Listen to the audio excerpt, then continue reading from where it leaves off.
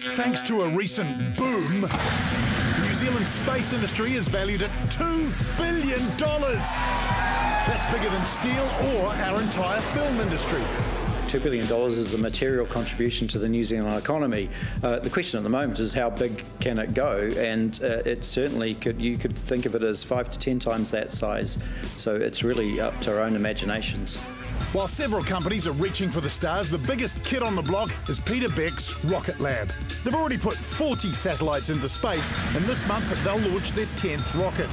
As the project's unofficial space correspondent, it was time I saw it for myself. Yeah, Jeremy Corbett, here to visit CEO Peter Beck. I'm sorry, who are you? Just let me in, the camera's on me, can you? We go to space to improve life on Earth.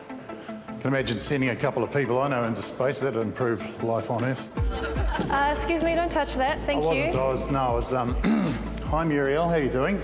Thank you very much for inviting us. Welcome to Rocket Lab. This is where we build and manufacture all of our Electron rockets. Speaking of which, very cool. This is a very exciting moment for me. I'd help, but I don't have orange gloves, so pretty much up to you guys. That should do us. About there, what do you think? Do you mind if I touch the nose cone? I'd rather you not. It's all right, talk to the guys, put the orange gloves on. Orange gloves are fine. Wouldn't be cool to put carve initials into it, would it? No, not at all. That's cool. What do we got here, Morgan? This is the kick stage.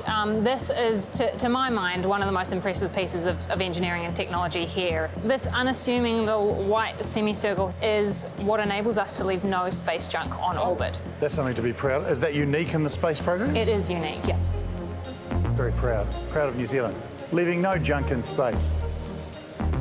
Let's talk about the rivers. The 10th launch is the first time we're going to try and steer it back in, which is harder than getting it up there in the first place, because dropping something this big from 200 k's up is an interesting challenge for sure. Where does space start? Depending on who you talk to, 100 k's altitude. Right. Richard Branson thinks it's 80 kilometres altitude, so depends on your point of view. But, so those space tourists might not be getting the real deal. They say they're astronauts, so yeah. Peter, thanks for having us here at Rocket Lab. Yeah, I don't like touching people. Why should Kiwis be proud? Well, I think there's really only 2 private companies in the history of Earth that have delivered small spacecraft to orbit, and one of them's in New Zealand. And you're actually doing more launches than some nations. That's right. On your own. Yeah, so I mean, this year we will have launched more than Japan and more than India as a private company, and this following launch will be on par with Europe. Wow. Do you still swear when a rocket takes off? No, I've managed to control that now. You want to be able to reuse those? Correct. How are you going to do that? So when we separate off the first stage, it's travelling at about 8.5 times the speed of sound. Relatively slow in the rocket world, but still pretty difficult to re-enter. So we have to scrub off that 8.5 times the speed of sound in just over a minute during a re-entry. Then once we can get it under control and re-entered, we put it under parachutes, and then we swing it around with a helicopter and nab it out of the sky. You grab it in midair with a helicopter? That's the easy bit. That is actually the easy bit. Re-entering it through the Earth's atmosphere is very, very difficult. All right, you want to go? And what's the long-term future? Right now we are focusing on increasing launch frequency. We have a Photon satellite program, so we build spacecraft now.